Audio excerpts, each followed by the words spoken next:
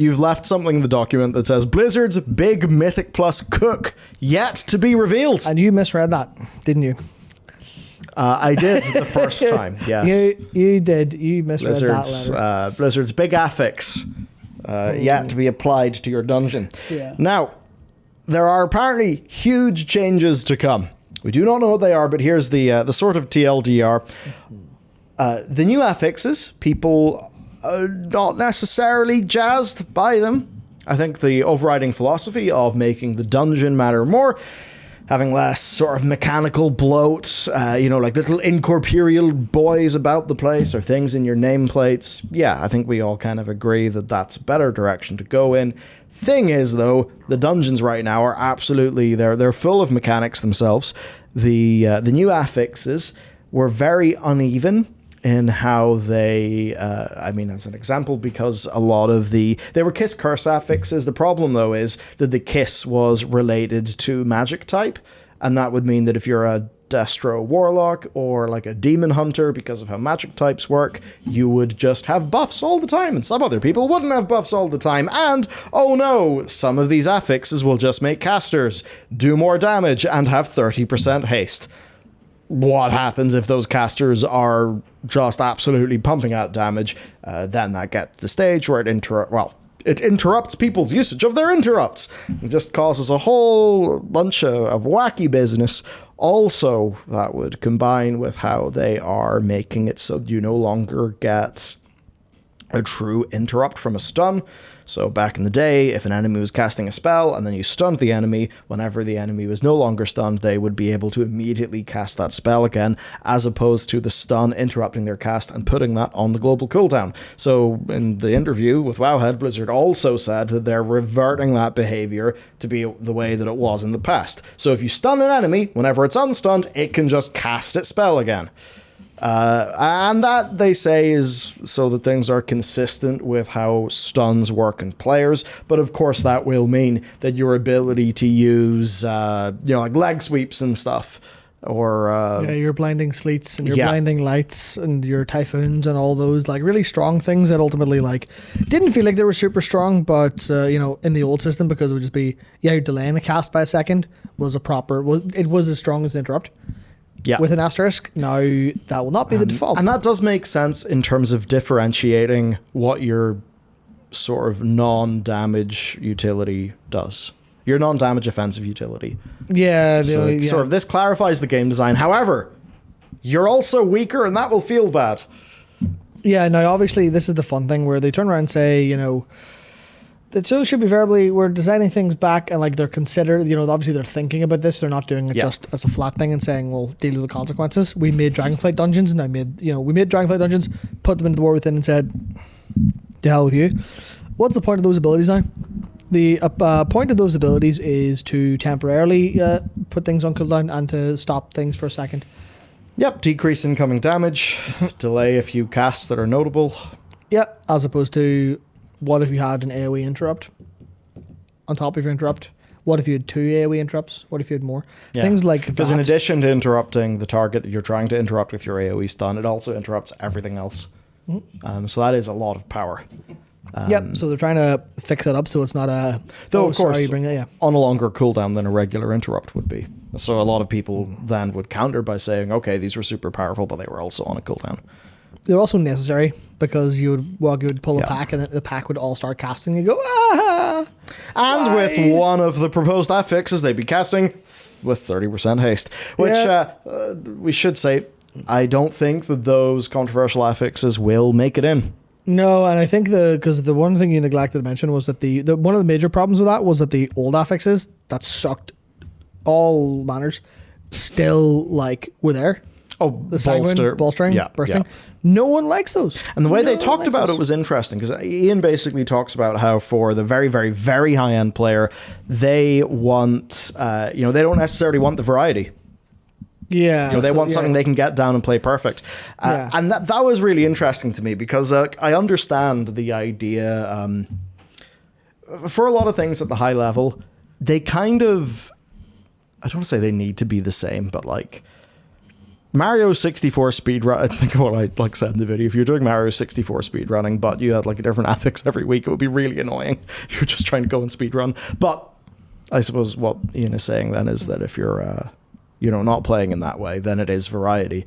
I guess I just think RNG destroys optimization. Yeah, exactly. But there's lots of players who enjoy optimization-based gameplay. Thing is, though, it's is it worth the downside? And for Ian, it's very clearly framed. Ian and Morgan, that is, clearly framed that the likes of Sanguine and Bolstering are not popular with the very top end players, but they exist to give the lower end players some variety in their gameplay. Now, as one of those lower end players, I don't think I ever look at Sanguine or Bolstering and think, oh, gee, that's great. Oh, yeah, it's Sanguine. Love some pulls on the floor. Woo! Well, this is the fun thing. It's when you're presented an option, you're never going to look at the option that looks like it's going to suck and go, fuck it, give me that. Hell yeah, give me that. Oh my God, give me that. Please, I need it. People will look at the option that goes, well, that looks like shit. Well, obviously I'm not going to like that. And you look at that with Sanguine, and the experience of Sanguine kind of blows a little bit. But at the same time, if I'm a balance druid, and I see Sanguine, I'm like, yes, I can do something. So I think Sanguine would probably be better if they... Sanguine itself is mostly a problem because you don't have the tools to deal with it, and there's a load of like minor negative things about it. Like mobs that just sit and chain cast, and you're like, well, fuck you then, I suppose. I guess I will just go and fuck myself. Fantastic. Wonderful. Excellent. Thank you, Blizzard, for this experience. I just seem so happy. Yeah, so there's that. Then I think there's it's still you'd have to change so much to make it worth having. They probably shouldn't have it. But, you go into a quarter dungeon and you've got Sanguine, you're like, what do I do? The Sanguine depths. Yeah, and the answer is die.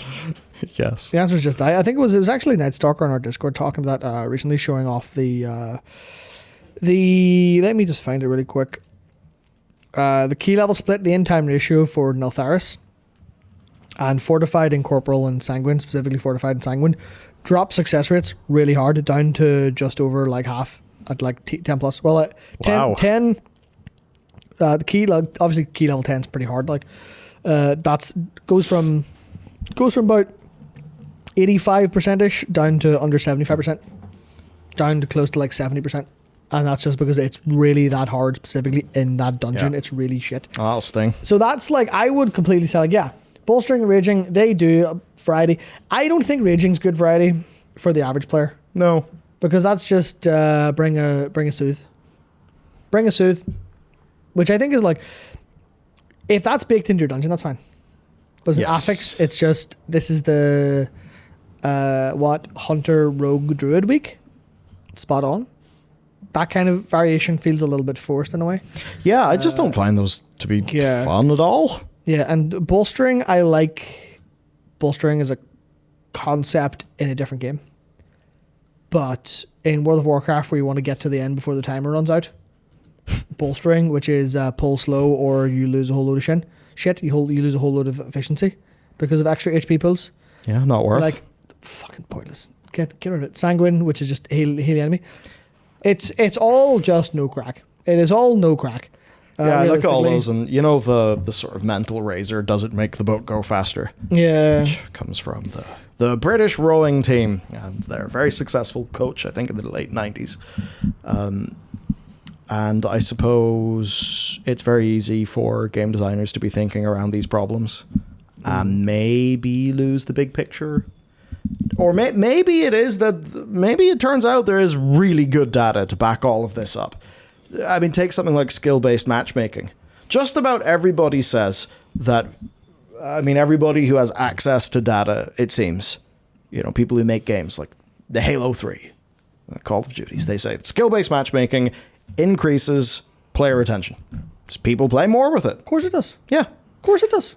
And then, of course, if you put your head above the parapet in any online thing, All right. Okay, I don't want to say all the Twitch streamers hate it and all the YouTubers hate it, but a lot of people do not like it. And very much I don't want to say it's the trendy thing, because that, I'm not trying to undermine the position, but it's just a really good example of lots of people subjectively do not like what it does to their gameplay experience. And I have definitely been in games with skill-based matchmaking that to me has felt so tight that every game feels like it's a ranked game. And that can subjectively then make my gameplay experience less fun, perhaps. Because what if you just want to chill out and play a few matches and you have not clicked on the ranked button on purpose? Now, skill-based matchmaking, the numbers say it works. There's more retention. Subjectively, lots of people end up not enjoying it. Both of these can be true. That's the thing, because there is not a one-to-one correlation between I'm having a lot of fun and I'm continuing to play a video game, as I think the vast majority of very long-tail, high-retention live service games prove. Find me someone who's played Destiny 2 since it launched and still likes the game, and I will find you a liar. I'll show you a liar, I should say. Because that's kind of nuts to me. That's a controversial statement. I mean, it's not true, because I know a lot of people really like the final shape, but like people Stockholm syndrome themselves really, really, really, really badly into video game experiences like that. Skill-based matchmaking is a fun one because it's...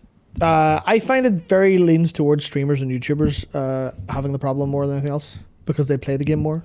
Yeah, and there's two arguments. There's an argument of the person who plays the game the most, sees it the most, they're going to have the best understanding of it, and they're going to be able to, they have the more skin in the game, etc., etc. And that is to a degree true. Yeah, they get caught in a positive feedback loop where you can say that for the average 50th percentile Call of Duty player, them being skill-based matchmaking means that they are with average players, and therefore it's not a horrendous sweat fest. But if you're a 95th percentile player and there's tight skill-based matchmaking, then you're getting paired with the other 95th percentile. Therefore, it is a sweat fest that's not subjectively fun to you. So I guess the reward for your skill is having harder matches. Yeah. So the benefit of the system is silent majority, and the negative of the system is very loud minority. Probably something like that. Yeah, which is... Because again, we know that the numbers work. And if we're to say that across loads of different games, loads of different developers are all lying in some sort of conspiracy to keep skill-based matchmaking existing, it's probably not that. It probably just is the numbers work. If you want a different version of this, in terms of how it comes down to that's basically representation of the market, I think. And the higher end doesn't represent the lower end, even though you may think because they're the one who really likes it, they must be the same as me, when they're playing a different game a lot of the time. So there's a little game. You may have heard of it. A little game called a little game developer, let's say, called From Software. You may be familiar with some of their work. They're pretty niche these days, obviously I like them. Especially after they blew it after their most recent release. Yeah, I liked them before they were cool because I played Enchanted Arms, of course, like a fucking idiot. But they released the DLC or expansion pseudo sequel to Elden Ring Shadow of the Erdtree.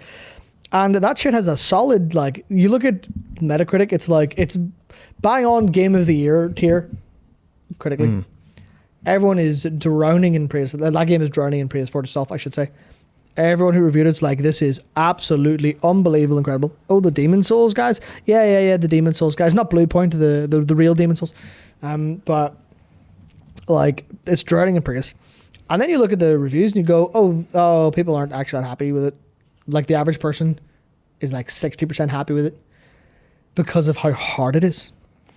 And that's a case where they've selected down away from the Elden Ring audience in a way, because Elden Ring made you feel like you were really fucking strong. Really fucking strong. They gave you lots of ways to be an absolute shithead and to be extremely overpowered, and also the bosses didn't really match your strength a lot of the time. Kingsfield was their biggest hit. They fell off hard.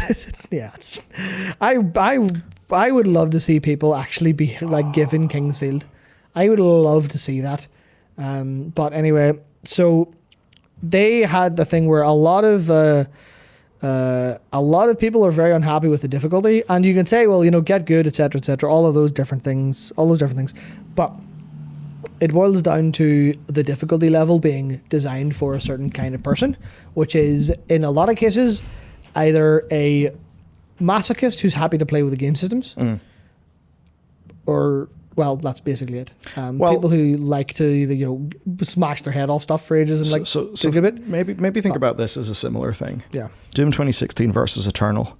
To many people, Eternal is a worse subjective experience, even though many people who are big game design nerds would say that Eternal is objectively a better designed game. Now, I would say that Eternal is a more designed game in terms of it has more prescriptive design, whereas... So the thing with Doom Eternal, and you basically described it well, it turned itself into a first-person character action game. Which I personally loved a bit. Which you absolutely loved, But for loads of people, they're then like, well, my ammunition is so constrained, this feels ludicrous. It no longer feels like the power fantasy. And then it's prescriptive. So it is prescriptive. If you want to play a more game design, nerd-driven version of Doom, then Eternal is perfect for you. But if you want the core, gutsy, metal-y fantasy of there's blood everywhere and I just love killing things, then Doom 2016 is probably a better game for you. And maybe you have a similar thing with this. It's maybe why, bringing up base game Elden Ring versus you could maybe say a reduction, like a pan sauce. That's like a little... It's like a... It's like a stock cube version of Elden Ring. It's really pungent, and they've got all that design in there, but it's too much for some people. So it's like the skill-based matchmaking thing. It could be from all of Blizzard's data, they see just some amazing shit with these affixes, even though subjectively lots of people don't like them. Yeah, it is funny. Because subjectively, I can other than maybe seasonal affixes, the older style, definitely not the Razageth one, but the seasonal affixes that were maybe, a dude spawns and you get a buff off him or something. I've never really looked at an affix and thought, great. It's just... And for me, it hasn't even been like bolstering and sanguine. Those can just be pace-wise annoying. For me, it's more... And it matters less, but what annoyed me the most was anything that operates like a swirly. So volcanic, like storming... Oh yeah, any of the... Did you want to finish that cast, mate? Yeah, it's like they don't matter, but they're just random swirlies. They're just like they're just like noise. But noise that it doesn't matter, but it will disrupt you, so you need to pay attention to it. And that really takes away from the dungeon experience. So I've never really felt that affixes... I guess affixes have only ever made me not want to play a dungeon because I couldn't be bothered. They've just about never made me actively want to play a dungeon. But Blizzard could then say, but in an absence of affixes, maybe you wouldn't play them as much across the span of 3 months. Yeah, because there's something fun here, which is kind of a little bit related to... what was it related to? Related to something. Who knows? Because the archery stuff I was talking about specifically to bring down the point of you optimize for a portion of the audience, you maybe lose the other portion of the audience, which seems to have happened for the critical reception of this, where a lot of the, especially people who would at say a games outlet, the majority of, generally speaking, you're going to, if you get a code for a game or a couple of codes for a game or the review comes out, you're going to go, okay, well, we got the Elden Ring DLC code. Which of you is the FromSoft pervert? Which of you is a FromSoft pervert wants to do this? And realistically, you're going to throw that out, and then you're going to give it to that person, and they'll likely vibe with it more, they'll play it more, they'll finish the review, etc., etc. So there's a little bit of a positive bias towards that kind of audience member, of biasing it towards the people who will like your game more than the average person, per se, in that case. So it is just a little bit of a parallel to what works for the streamers and the YouTubers and the game reviewers may not necessarily be what works for the person. And Erdtree was an example of that in this case, where you can see maybe the reverse of this happening here, whereas the average person maybe does like this stuff, but then I think of it this way: you're looking at the affix list and going, I don't want to fucking play this week. But how much does the average person look at what they're doing? And now this is going to come across as derogatory. No, I know what you mean. It's like... I don't mean it in a derogatory way, even though it's going to come across this way, because I actually think that looking before you cross the road is cowardly behavior. So I think a lot of people... Interesting factoid. I think people... He's still here, so he's made it 31 at least. I have done it a couple of times. Congratulations. It's wonderful. I remember I was so hungover one morning, I forgot to look across the road and I crossed it. And I was just like... That was exhilarating. Oh my God. But that was years ago. It was great. But where was I going with that? Yes, I was saying that how many people just do a dungeon because they're like, I will do a dungeon. How many people look at the affix list? How many people don't? Realistically, there might be more people just don't look at the affix list and go in. And they're like, oh fuck, that's new. Cool. And whatever little, they don't think about it. They don't sit and go, I must optimize my moment-to-moment experience. How does that look? You know, they're weighing up in their mind, do I do a dungeon or do I play a different game or something? But yeah, they just kind of go, fuck, go play some World of Warcraft. Brain goes World of Warcraft, going to go dungeon. It's the dungeon. People, they go in, the brain goes, fucking sick. That was, I got the Typhoon some shits out of that Sanguine. Class. I got to Avengers Shield, the boy who's in the Sanguine, he walked out. Unreal, I feel class. How many people are like that we never talk to? See, the thing is, that sort of player strikes me as the sort of player who, if they want to get World of Warcraft news, they go to like blog.worldofwarcraft.com. Yeah. And there's more of them than there's us. Yeah. But I don't know if that player cares about those mechanics. Yeah, they might just do them and be like, oh, whatever. But it might be like a fully subconscious thing and there was an example there. Rocco says this could be related to delay of gratification, where up to a point, stressful, shitty situation before you win, make the win sweeter. And I think it might just be like that triggering instinctively or subconscious in people. There's like, that was a bit squeaky, but we did it. I suppose it's putting enough salt on the meal to enhance the flavor. Yeah, so the affixes are the salt. Yeah, because I'm very guilty of the same thing, where I know for a fact that I am a type 2 fun enjoyer. There's maybe I'll bring it up for illustration purposes, just so people don't think I'm on some form of crack. Well, you could be. It's sort of impossible to prove remotely. Yeah. So now this is a piece of shit blog, but this is the picture everyone always shows all the time. Let me just confirm that this is going to come up on the television screen at home. There it is. The fun scale. Type 1, fun that is fun while you're having it. People assume this is all fun. People say fun this. I don't know what that is. I've never experienced type 1 fun in my life. I don't know what that could possibly be. You have, what is fun? Oh, no, I mean, I'm looking at type 3. It seems very alluring. Yeah, type 2, not fun in the moment, often miserable but fun in retrospect. That is what I consider fun. I like when I'm in pain and then I get to be not in pain. That's fun for me. When I'm like, you were playing Erdtree over the weekend. Yeah, and I'm like, God, that sucked so fucking bad. But it felt good because I faced some adversity. That's where my particular kind of fun is. If something's type 1 fun, I immediately get bored. I'm like, I'm not enjoying. I am not having fun. I'm not enjoying having fun. And then there's type 3, which I can't really say I'm actually fond of, but I also haven't been in too many type 3 situations. Type 3 is not fun at all, even in retrospect, which is like a shipwreck or being lost in the fucking, freezing winter. That's generally like, you come back from that and it's like, you go to a therapist. Yeah, you don't think, well, I just had some type 3 fun. Yeah. Definition of type 3 fun, absolute void of fun. There was no fun. Yes, but it is fun for people in, it's not fun in retrospect, but it is a variant of fun. People are adrenaline junkies and enjoy suffering.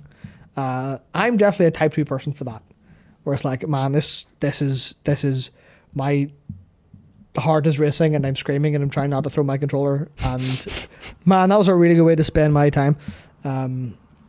But yeah, I feel like there's a lot of this stuff that kind of happens instinctively that people kind of don't really think about, but they kind of understand it very briefly and go, oh right, oh yeah.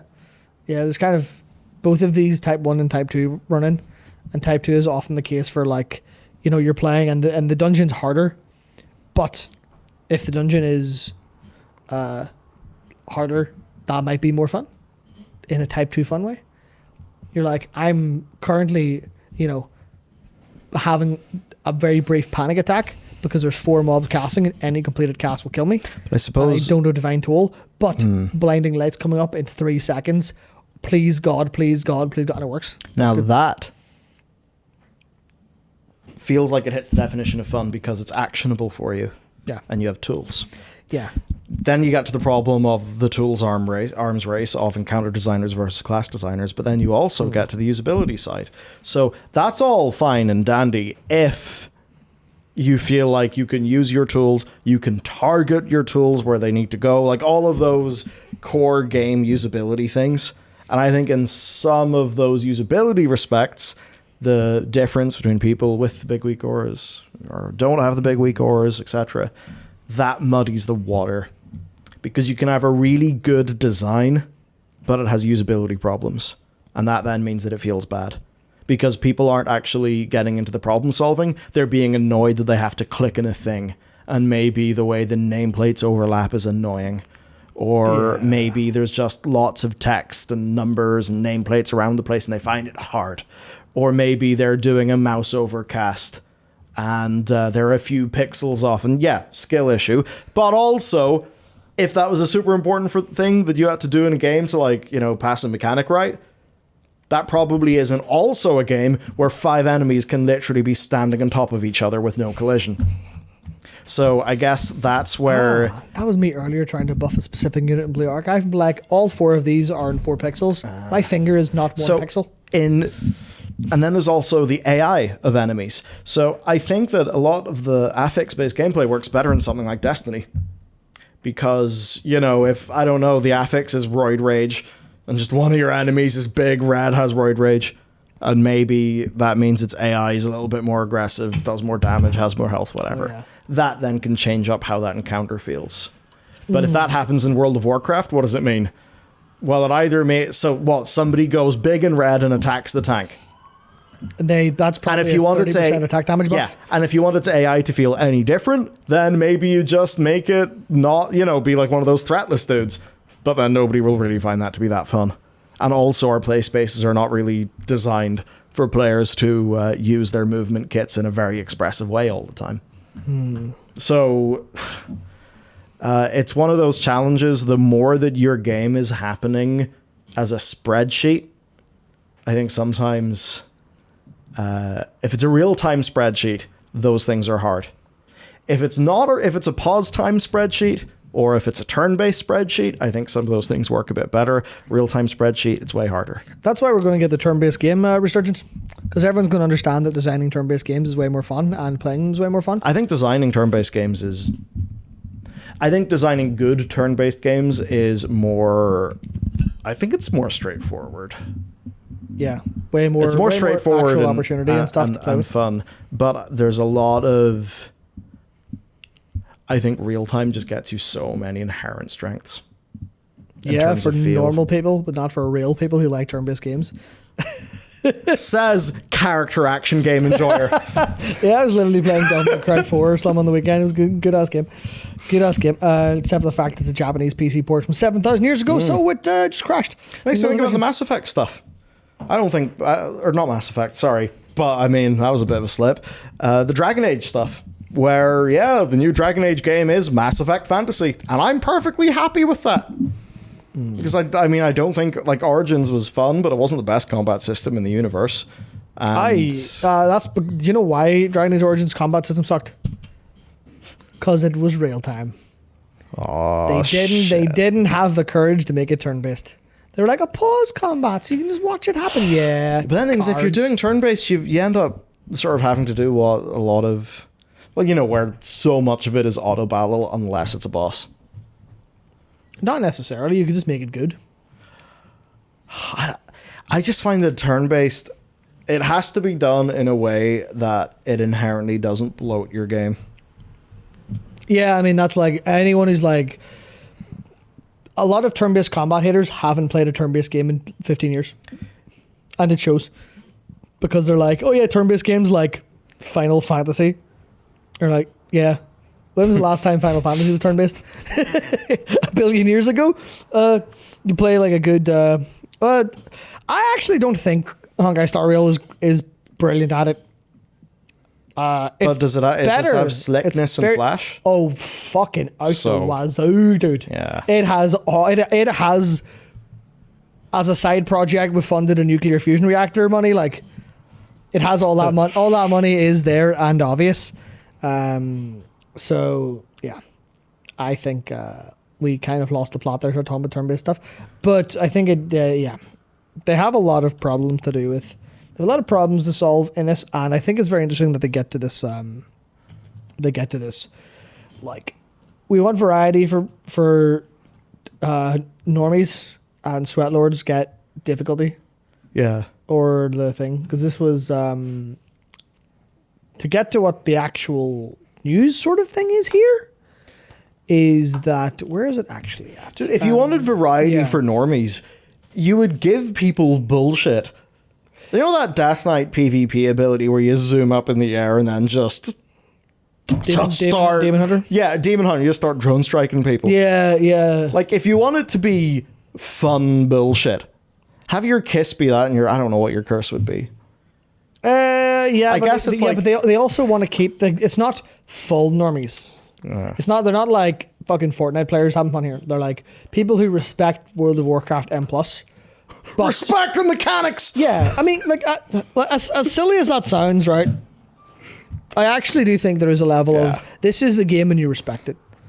Because I think if you go, well, I'm just here to blast to the end and get rewards. If they take on that, then all of their designers would rage quit. Well, yeah, because then you start getting too close to AFK Arena. Yeah, exactly. So I think they do actually want to. I actually think they do want to have a game mode that is a coherent, cohesive game mode for everyone who plays it. Because you'll quickly devolve into, well, the game's only for the people who play it in hard mode, which is one of the things that Gacha falls into quite a bit, actually. Where in so many Gacha games, there's no gameplay until you get to, oh, you're one of those fucking weird people. Yes, yeah. Which is exactly the... just grind to progress. Yeah, to talk again in the Blue Archive, because it's what I spend the vast majority of my time on these days, realistically, which is really funny. Like the difference between like the highest four difficulties, there's like easy, normal, hard, whatever, for like a raid boss. There's it's the highest is torment, then there's insane, then there's extreme, then there's hardcore. I can do most bosses on extreme. The difference between hardcore and extreme is the boss has 4 to 5 times the amount of health, hits 3 to 4 times harder, and then torment is the same again, and insane is almost the same again. Where it is, you're not really playing the game until you get to extreme. Yeah, that's how it's balanced. So you can play perfectly fine, whatever, with whatever characters and whatever level is fine as long as you kind of thing. But then you get on and goes, oh well, you now have to respect the buildcraft. You don't have to respect the boss mechanics until extreme. You can just go, I click the thing and it is dead now. Whereas like that, so for the vast majority of players, they don't actually play the game. It's only for the perverts at the top end who actually play the game properly. And I feel like that's a gacha thing. And World of Warcraft probably has the fear of falling into that. When you look at LFR, for example, the fear there is definitely real. Where how many people playing World of Warcraft engage with any form of gameplay? And I think they don't want to do that to the entirety of M+, because it's already there. I feel like you can just, with the gear differential and damage differential, a lot of people already just don't play World of Warcraft in any meaningful way. They kind of hold W and things happen on screen. I feel like if they bake it into the design level, that attitude, then they'll stop making the game and just start making... They'll probably make that like Divergence way worse. Which is like, how do I play World of Warcraft and have a good gameplay experience? Have you got 40 hours a week? And like the most sweat-resistant underwear on the planet? It's like, no. Too bad. So that's a lot of... self-validating talk about difficulty out of the way.